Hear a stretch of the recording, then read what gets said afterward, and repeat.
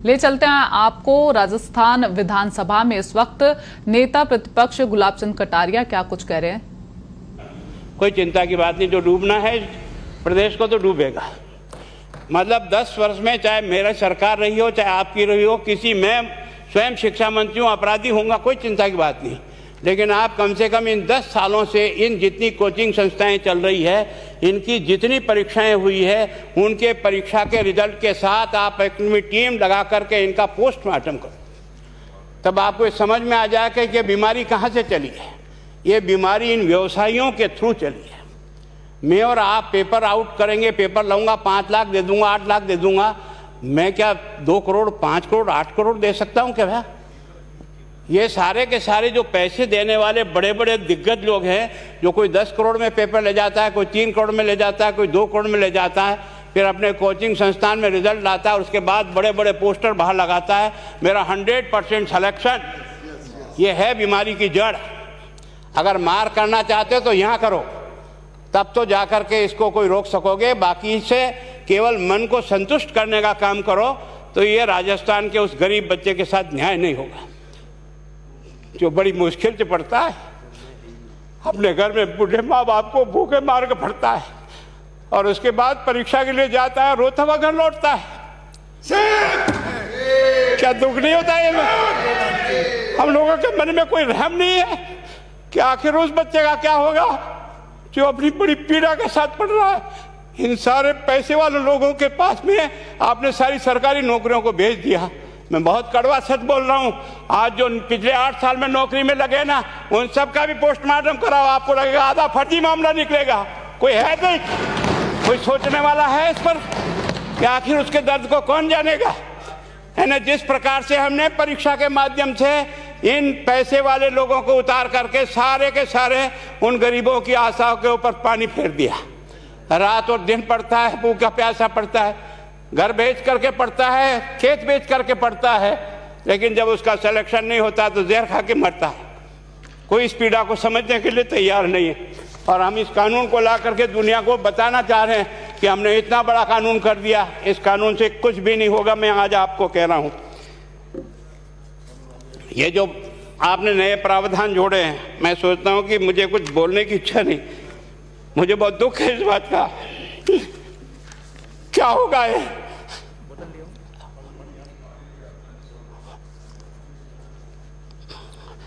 किस तरह की गैंग पालनी है हमने? पानी पिला दो, है ना। मैं उस दिन भी पूछा था कि मैंने कहा ये शिक्षा संकुल पे है, जिन लोगों को ड्यूटी पे लगाया, इसको लगाने वाला दोषी कौन है, जिसके कारण से पेपर जो है ना काट करके निकाल दिया।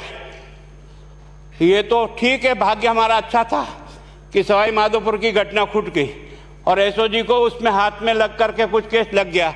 अगर वो केस नहीं लगता तो आज आपकी सारी नौकरी पर इन सब बड़े बड़े दलालों के स्कूल में पढ़ने वाले बच्चे होते और मेरा गरीब का बच्चा अपना घर लौट के जाता। क्या दुर्भाग्य है। और इस कारण से केवल इसके लिए खुश मत हो जाओ कि हमने कानून बहुत सख्त बना दिया इसलिए अपराधी रुक जाएगा। नहीं, सिस्टम को बदलना होगा, ये परीक्षा का सिस्टम चेंज करना होगा। मैं सोचता हूं कि क्या हम इतने अक्लमंद बैठे हैं, क्या इस व्यवस्था को चेंज नहीं कर सकते? क्या एक ही पेपर हर राजस्थान में 20 लाख बच्चों को दिया जाए? क्या इसका कोई ऑल्टरनेट नहीं हो सकता? इसका ऑल्टरनेट सोचना चाहिए कि हम परीक्षा को टुकड़े टुकड़ों में कैसे कर सकते हैं। जिले के अनुसार पेपर नहीं, एक नहीं हम 25 पेपर बना सकते हैं। कौन से सेंटर पर कौन सा पेपर जाएगा कोई तय नहीं करेगा कौन सा जाएगा, और हम जो इच्छा होगी उस सेंटर पे वो पेपर भेजेंगे। और ये जितने भी प्राइवेट कॉलेजों में आपने सेंटर बना रखे उनको बंद करो, इनको तुरंत बंद करिए एक ऑर्डर से। जितने भी सरकारी विद्यालय है और सरकारी नौकर ही एग्जामिनर बनेगा और एग्जामिनेशन करेगा, तब तो आप इसको बचा पाओगे। ताकि आप और मैं कितने भी कानून बदल कर दें, आपका वो जांच करेगा, आपका वो अधिकारी आएगा। आपने कहा भाई सेशन जज के नीचे नियुक्ति नहीं होगी, इसके अलग से कोर्ट होगा, बहुत अच्छी बात है। प्रोविजन जो आपने डाले हैं वो स्वागत योग्य है, स्वागत करता हूं, पर इन प्रोविजन को लागू तो आप और मैं ही करूंगा, कौन करेगा? जब हम ही ठीक नहीं है तो इन प्रोविजन क्या रोएंगे अंदर बैठे बैठे? जब तक हमारा दिल और दिमाग ठीक नहीं होगा ना, इस बीमारी का इलाज नहीं होगा। हमने शिक्षा के मंदिर को भ्रष्टाचार की भट्टी में जलाकर खाक कर दिया।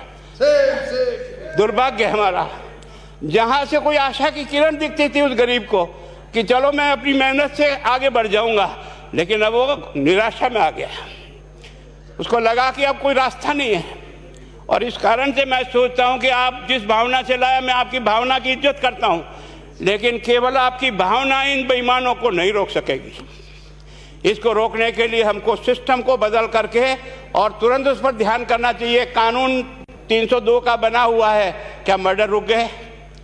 आप भी जान रहे हो, रोज के रोज पोक्सो कोर्ट में आजीवन कारावास हो रहा, क्या व्यभिचार रुक गया है? अपराधी को दंड मिल सकता है, अपराध बंद नहीं हो सकता है। अपराध बंद करने के लिए जो सिस्टम होते हैं उस सिस्टम में चलो। एकमात्र इस देश में भ्रष्टाचार की भट्टी में देश जल रहा था। केवल और केवल एक तरह से प्रत्येक व्यक्ति का खाता खुलवाकर देश के प्रधानमंत्री में सारा का सारा बेनिफिट उसका सीधा खाते में डाला। बेईमानों को चोट लगी नहीं लगी, उस तरफ अपना दिमाग बचाओ, उस तरफ अपना दिमाग लगाओ। किस बीमारी का इलाज कहाँ है और कैसे हो, इस बारे में चिंता करने की कोशिश करो। मैं कई बार इधर सीकर और इधर गया तो मैं सोचता हूँ कोचिंग संस्थान की बिल्डिंग देंगे ना तो टोपी गिर जाए नीचे से। क्या चीज़ है यार, भगवान ने क्या लक्ष्मी वहीं बरसाई है? और जो बाकी संस्थाएं, उसका कारण यह है कि हमने अपनी दुकान को इतनी कमज़ोर कर दी है कि जहाँ बच्चे अच्छी तरह से शिक्षा लेकर के हम जैसे गरीब पढ़ करके यहाँ आ गए, अब वो रास्ते नहीं हैं। और इस कारण से मेरी बहुत विनम्र प्रार्थना है, इस बीमारी का इलाज चाहिए बच्चे को, कानून से नहीं होगा, कानून के अलावा होगा, और उसमें आप करें। धन्यवाद। Thank you. माननीय मंत्री महोदय।